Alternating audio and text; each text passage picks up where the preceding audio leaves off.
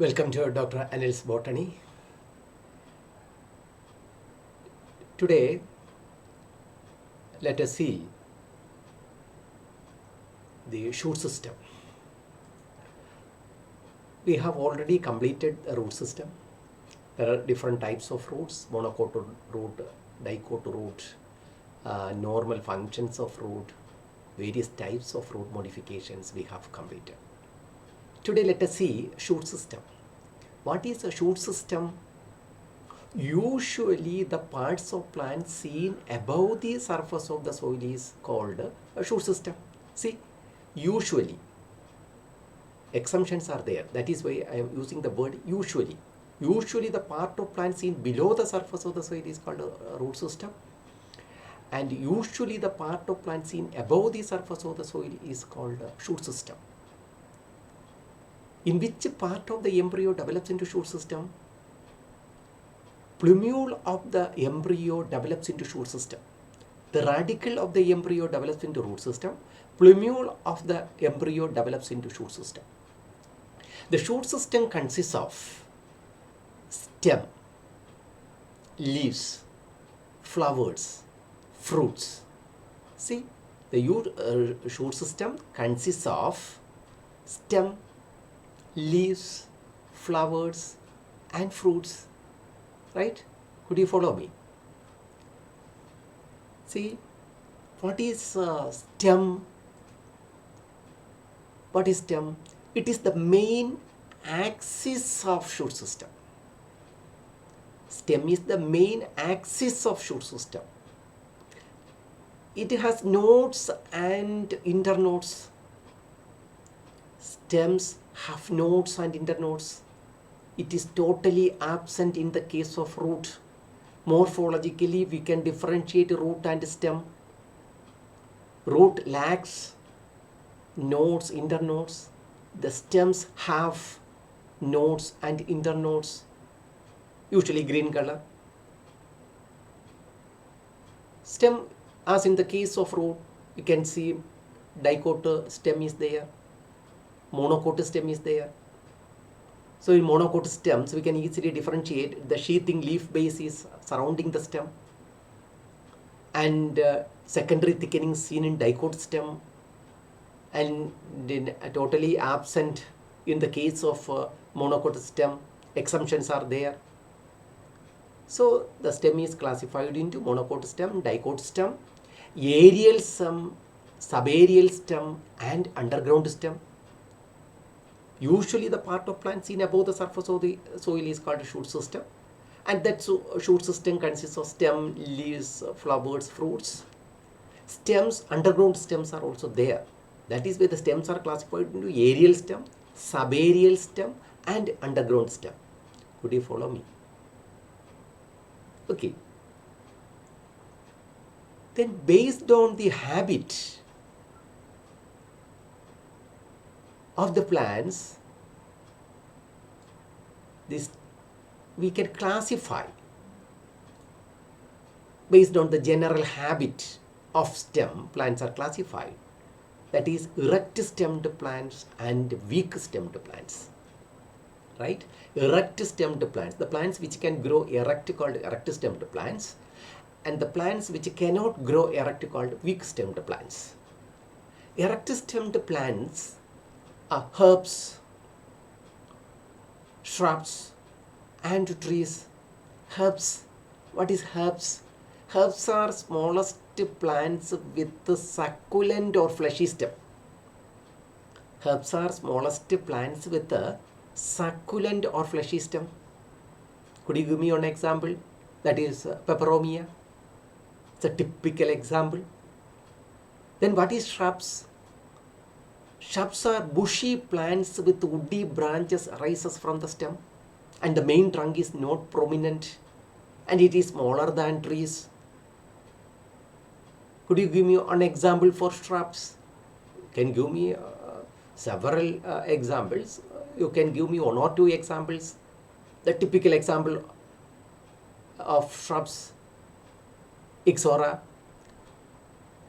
pomegranate, hibiscus. See, shrubs are bushy plants with woody branches rises from the main stem, and the main trunk is not prominent, and they are smaller than trees. That is shrubs. Then what is trees? See, trees are very tall and are just plants with woody branches or without branches. Example, ficus with woody branches. But palm, there you can't see any branches. The main trunk is very large. Right? That is herbs, shrubs and trees based on the general habit of stem. Right? Could you follow me? Then based on the lifespan, we can classify the plants into ephemerals. What is ephemerals? Ephemerals, they complete their life cycle within few weeks or months. Ephemerals are the plants which complete their life cycle within few weeks or months. Could you give me an example? The typical example, leguminous plant, pea plant. That is why it is usually cultivated as intermittent crops in paddy fields. Right? Not only this, they also fix atmospheric nitrogen. They can enrich the soil fertility, especially pea plants. So, but they complete their life cycle within few weeks or months. And such a group of plants are called ephemerals. They complete their life cycle within few weeks. Annuals, they complete their life cycle within a year. Annuals. Could you give me one or two examples of annuals?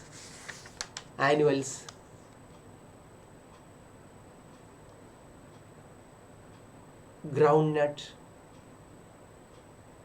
right?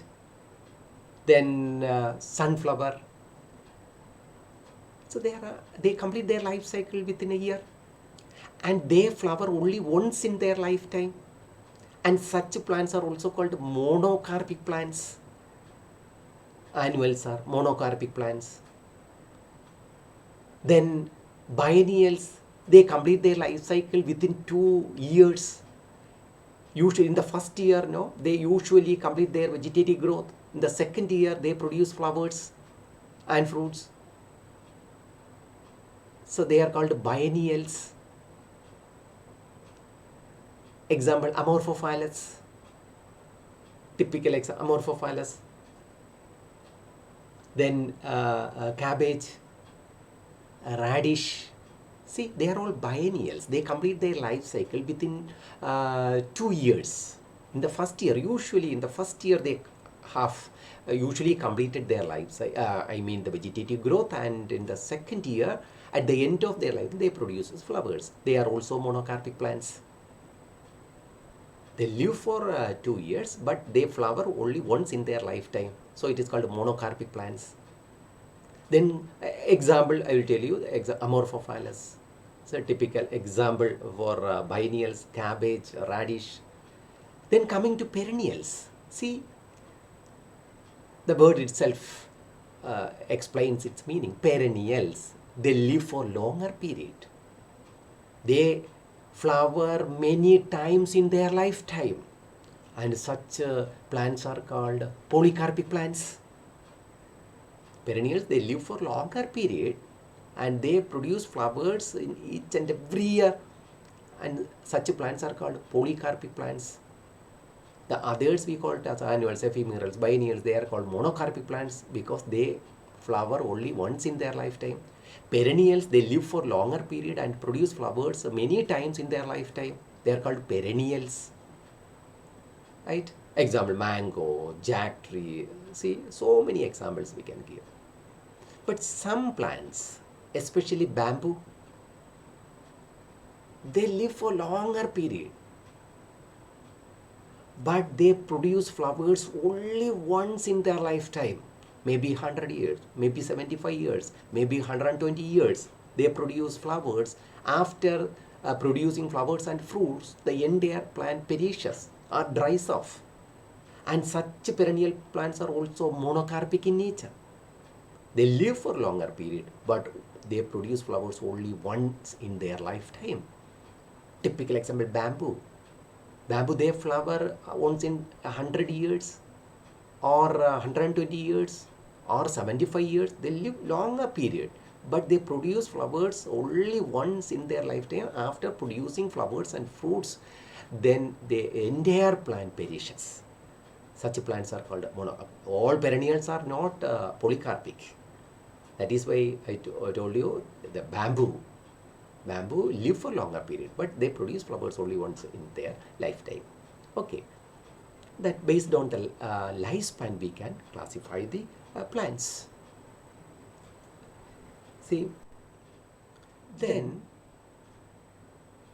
erect stemmed plants, some erect stemmed plants have stems with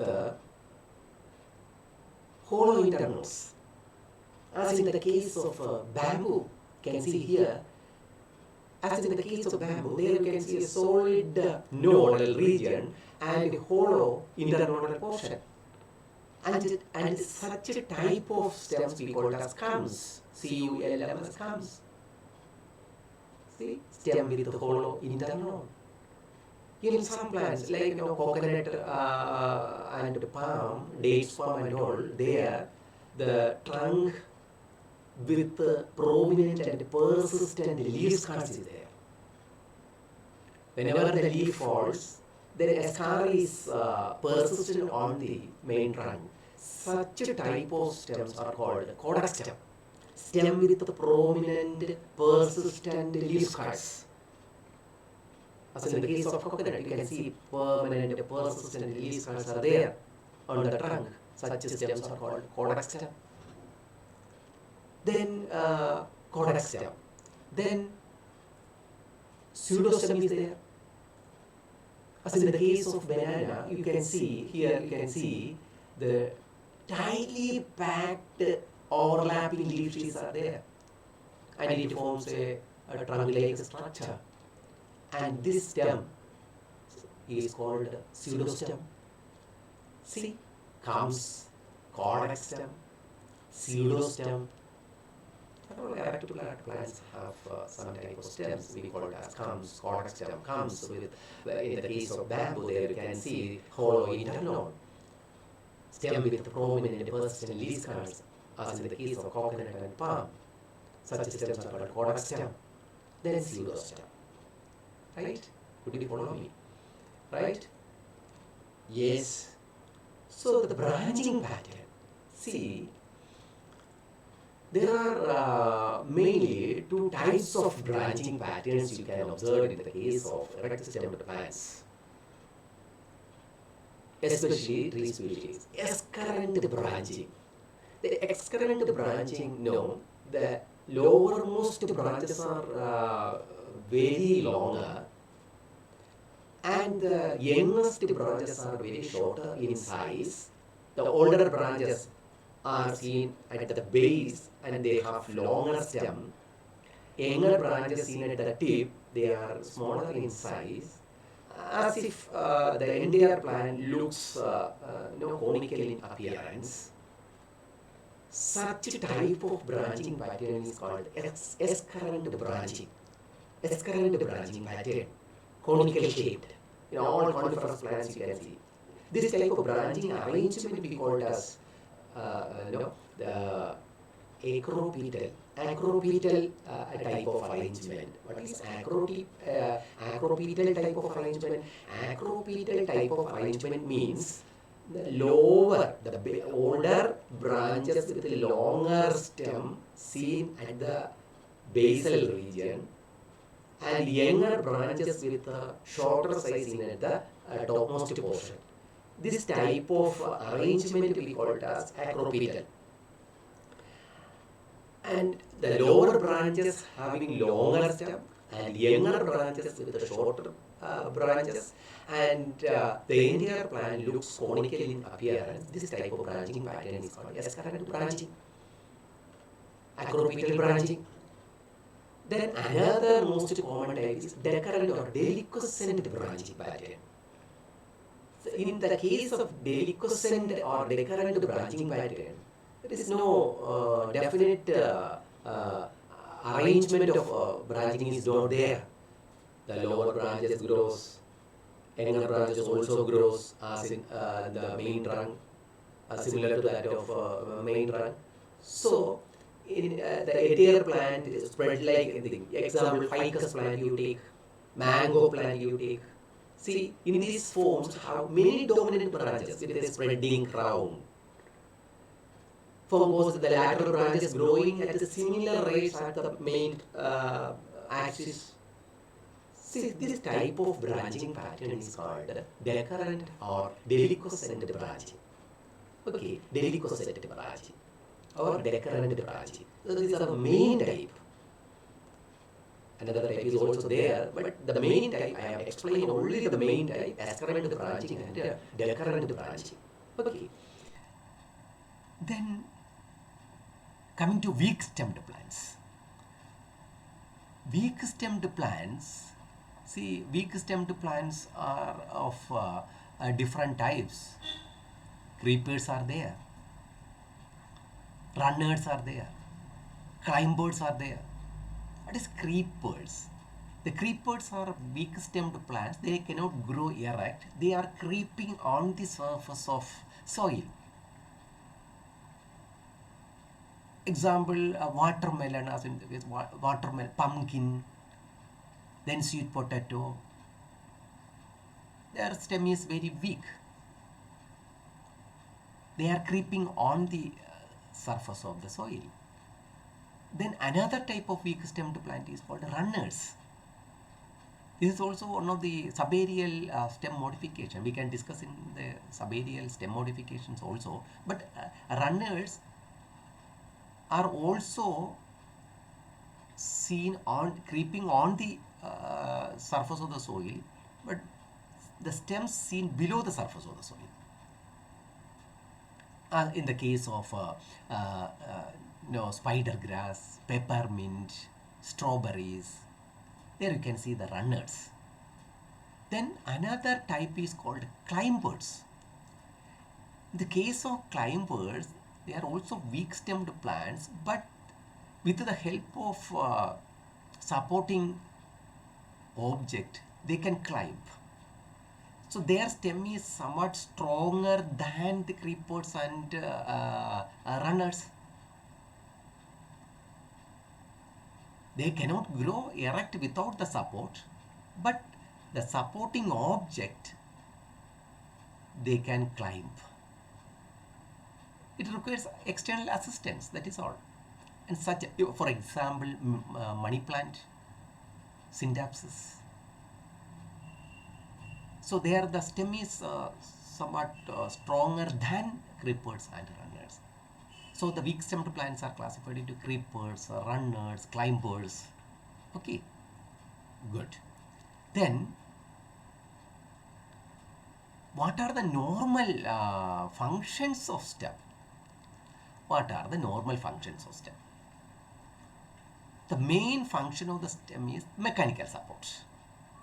Mechanical support for the branches that bear leaves, flowers and fruits and expose them to light. So the main function is mechanical support. And the second function is conduction of water and minerals from root to the topmost portion of the plants. Conduction of water. So conduction of water. The root system absorb water, but it is conducted through stem. And the third function is transport of prepared food materials from the leaves to the various parts of the plant. So these are the main functions of normal functions of stem: mechanical support, conduction of water and mineral, transport of the prepared food from leaves to various parts of plants. These are the three main functions of stem. In addition to these normal functions, some stems are modified to perform other functions, and such modifications are called stem modifications. So we can see one by one. Stem modifications are of three types: aerial stem modification, subaerial stem modification, and underground stem modification. We can take one by one: aerial stem modification, subaerial stem modification, and underground stem modification. Okay, could you follow me?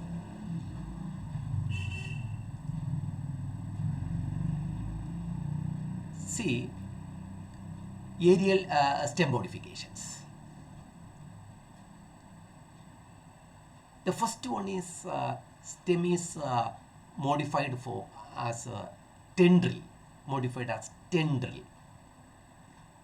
In some plants like Cissus quadrangularis, in earlier it was called Vitis quadrangularis. Now it is called Cissus quadrangularis. In the case of Cissus quadrangularis, the terminal bud is modified into tendril. Terminal bud. So very important. In this case, Cissus quadrangularis, terminal bud is modified into tendril for climbing support. Then further growth of the axis is carried out by axillary bud. So whenever the axillary bud develops, the terminal bud is pushes to a side, but it looks axillary in position, but it is arises from the terminal bud. So the terminal bud is modified into tendril. So what is tendrils? These are slender, thin, leafless, coiled structures for climbing support. In the case of Passiflora edulis, Passiflora, passion fruit, there you can see the axillary bud is modified into tendril. See, we can see this tendril. Axillary bud is modified for tendrils for climbing support. Axillary bud is modified into tendril. See, terminal bud is modified into tendril, as in the case of Cissus quadrangularis. Axillary bud is modified into tendril, as in the case of Passiflora edulis, passion fruit. See, stem is modified into tendrils.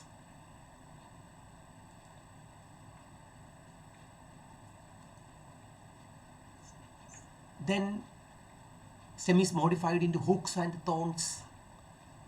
Stem is modified into hooks and thorns. Axillary bud is modified into hooks, as in the case of Hugonia mystax. Hugonia, there you can here you can see axillary bud is modified into hooks. See, axillary bud is modified into thorns, as in the case of Canthium and Citrus. Their axillary bud is modified into thorns, that is endogenous in origin. Spines are exogenous in origin. Here the thorns are produced endogenous in origin. So stem is modified into hooks and thorns for climbing or supporting the nearby plant or nearby object. So axillary bud is modified into a pair of hooks, as in the case of Hugonia. Here you can see Hugonia mystax. Axillary bud is modified into thorns, as in the case of Canthium and Citrus. Right? So these are all additional modifications of a stem. Then phylloclad or cladophil. So very important. What is phylloclad? Phylla means leaf, clad means stem. Phylloclad, stem is modified into leaf-like structure, otherwise called cladophil. Stem is modified into leaf-like structure. See, as in the case of Opuntia, the stem is modified into a leaf-like structure and performing the functions of leaf. Leaves are modified into spines or scales. Here you can see the spines. Such stem modifications are called cladophil, otherwise called phylloclad. Right? Phylloclad. Then cladode. It is cladode. Cladode is also a phylloclad. The stem is modified into leaf-like structure, having one or two internodes. Cladode is also a phylloclad, having one or two internodes, only as in the case of asparagus. Then ruscus. Ruscus, otherwise called butcher's broom, and which plant is called butcher's broom? Ruscus. There, here you can see only one node here, and this is a stem. Stem is modified into a leaf-like structure, right? And here you can see only one node, and from the axil of the node, the flower is produced. See, this is called cladode. Cladode is also a phylloclad having one or two internodes, right? See, the stem is modified into phylloclad, cladophyll, cladode, or phylloclad, right? So this much about uh, aerial stem modifications. The next class we can discuss subaerial stem modification and underground modifications. Okay, thank you very much.